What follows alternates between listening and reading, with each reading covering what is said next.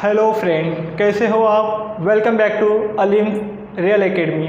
जैसा कि आपको पता है, हमारी रोटेशनल डायनेमिक की लेक्चर सीरीज़ चल रही है। आज के इस लेक्चर को स्टार्ट करने से पहले हम कुछ बेसिक टर्म्स स्टडी करेंगे।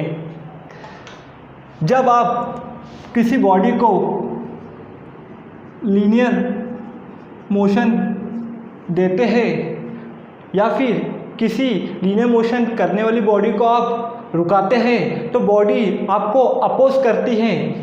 इसी अपोजिशन को हम इनर्शिया कहते हैं। और ये जो इनर्शिया होता है वो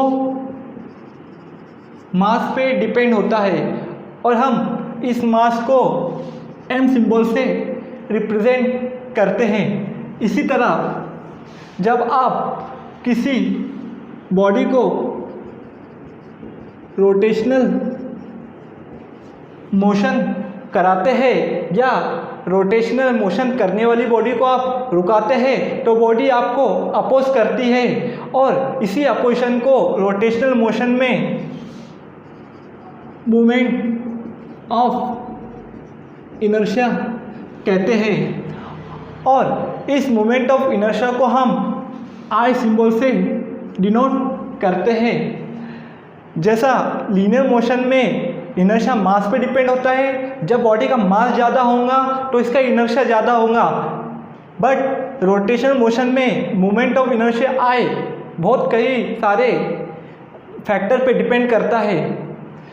इसी तरह जब हम किसी लीनियर मोशन का लीनियर डिस्प्लेसमेंट देखते हैं जिसका सिंबल S है, इसी तरह लीनियर वेलोसिटी का सिंबल V होता है। इसी तरह लीनियर एक्सेलरेशन का सिंबल A होता है। यही चीज़ को अगर मैं रोटेशन मोशन में या फिर सर्कुलर मोशन में स्टडी करता हूँ तो लीनियर डिस्प्लेसमेंट हो जाता है एंगुलर डिस्प्लेसमेंट, हम इसे थीटा से रिप्रेजेंट करते हैं। साथ ही साथ लीनियर वेलोसिटी हो जाता है एंगुलर वेलोसिटी और हम इसे ओमेगा से रिप्रेजेंट करते हैं। इसी तरह जो लीनियर एक्सेलरेशन होता है लीनियर मोशन में, वही रोटेशनल मोशन में और सर्कुलर मोशन में हो जाता है एंगुलर एक्सेलरेशन, हम इसे अल्फा से डिनोट करते हैं। और जो लीनियर वेलोसिटी और एंगुलर वेलोसिटी होता है इसमें एक रिलेशन होता है जो हम स्टडी कर चुके हैं और ये रिलेशन होता है V/r⍵। इसी तरह linear acceleration and angular acceleration में भी रिलेशन होता है और वो होता है A=r⍵। इसी तरह जब आप लीनियर मोशन किसी बॉडी को देते हैं तो आपको इस पर फोर्स लगाना होता है और फोर्स होता है मास इंटू एक्सेलरेशन। इसी तरह जब आप कोई बॉडी को रोटेट कराते हैं तो आपको इस पर टॉर्क अप्लाई करना होता है और टॉर्क होता है I⍵। जो लीनियर मोशन में मास का जो काम है यही रोटेशन मोशन में I का काम होता है और लीनियर एक्सेलरेशन कन्वर्ट हो जाता है एंगुलर एक्सेलरेशन में। इसी तरह जब आप किसी लीनियर मोशन करने वाली बॉडी का काइनेटिक एनर्जी निकालते हैं और वो होता है ½mv²। जो काइनेटिक एनर्जी होता है वो मोशन पे डिपेंड करता है, जितना बॉडी का मोशन होगा इतना ही इसका काइनेटिक एनर्जी होता है। जब इस काइनेटिक एनर्जी को मैं रोटेशनल मोशन में देखता हूँ तो वो हो जाता है ½ कन्वर्ट हो जाता है I में और V कन्वर्ट हो जाता है ओमेगा में। इसी तरह जब मैं लीनियर मोशन में लीनियर मोमेंटम देखता हूँ तो वो होता है P मास इंटू वेलोसिटी। यही मोमेंटम अगर मैं रोटेशनल में देखता हूँ तो वो होता है एंगुलर मोमेंट टर्म, और ये होता है L इक्वल टू M हो जाएगा I में कन्वर्ट और V हो जाएगा ओमेगा में कन्वर्ट। ये जो भी रिलेशन है हम वन बाय वन स्टडी करेंगे आगे। आज के इस वीडियो में हम kinetic energy of rotating body study करने वाले हैं। तो चलिए फ्रेंड स्टार्ट करते हैं kinetic energy of rotating body. Kinetic energy of rotating body.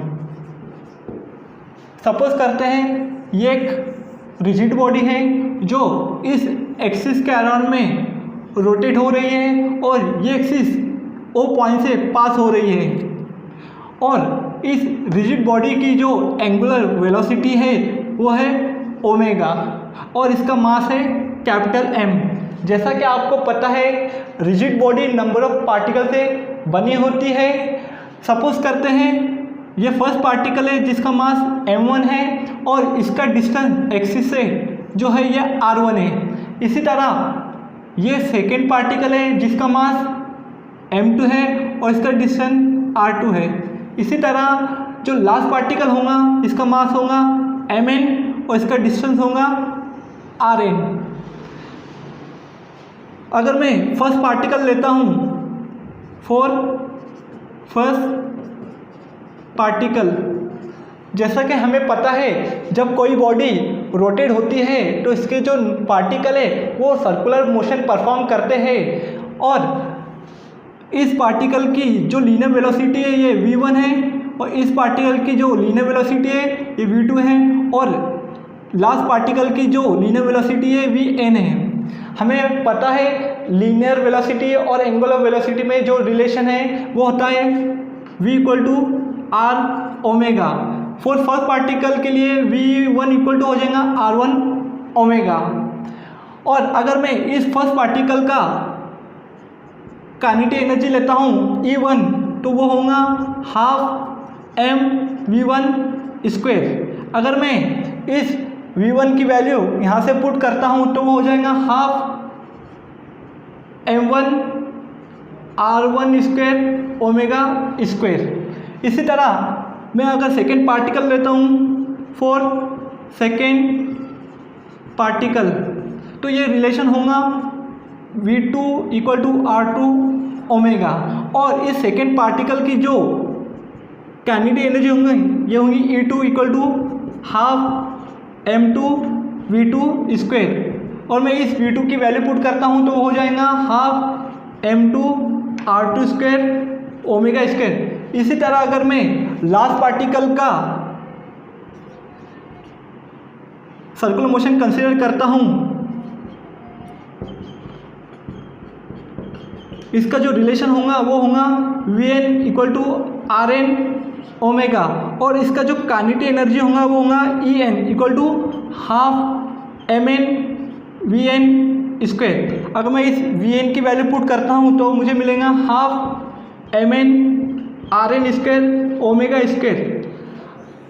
अगर मुझे टोटल रिजिड बॉडी की काइनेटिक एनर्जी निकालना है तो मुझे एवरी इंडिविजुअल पार्टिकल की जो काइनेटिक एनर्जी है मुझे इसका समेशन करना होगा। For kinetic energy of rotating body E rotating equal to वो सम होगा फर्स्ट पार्टिकल का kinetic energy plus second particle का काइनेटिक एनर्जी। इसी तरह लास्ट जो पार्टिकल होगा इसका काइनेटिक एनर्जी होगा En।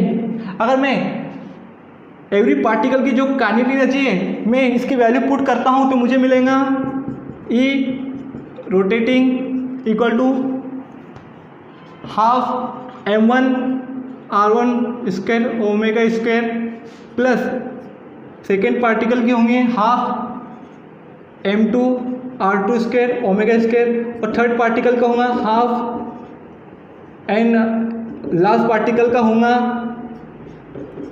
Half mn Rn square omega square.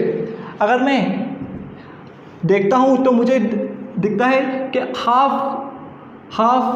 Half and omega हर इक्वेशन में सेम आ रहा है, तो मैं इसे कांस्टेंट लेता हूँ। हाफ को इस साइड कांस्टेंट लेता हूँ और ओमेगा स्क्वायर को इस साइड कांस्टेंट लेता हूँ, तो मुझे मिलेगा m1 r1 स्क्वायर प्लस यहाँ पे मिलेगा m2 r2 स्क्वायर। इसी तरह लास्ट पार्टिकल का मिलेगा mn rn का स्क्वायर। मैं अगर देखता हूँ तो मुझे मिलेगा m और r स्क्वायर का प्लस हो रहा है, तो मुझे इसे सिंबॉलिक फॉर्म में इस तरह लिख सकता हूँ मैं m r square mi ri, और i जो स्टार्ट हो रहा है ये हो रहा है i equal to 1 to n, और यहाँ पे ले सकता हूँ मैं ओमेगा। अगर आप देखेंगे तो मुझे ये फॉर्मूला मोमेंट ऑफ इनर्शिया का दिख रहा है, तो मैं इसकी जगह हाफ आई ओमेगा स्क्वायर ले सकता हूँ, तो मुझे मिलेगा जो रोटेटिंग बॉडी है इसका जो काइनेटिक एनर्जी होगा वो मिलेगा मुझे हाफ आई ओमेगा स्क्वायर। जैसा कि आपको पता है जो लीनियर मोशन करती है बॉडी, इसका काइनेटिक एनर्जी होता है हाफ एम वी स्क्वायर। यहाँ पे एम कन्वर्ट हो गया आई में और वी कन्वर्ट हो गया ओमेगा में।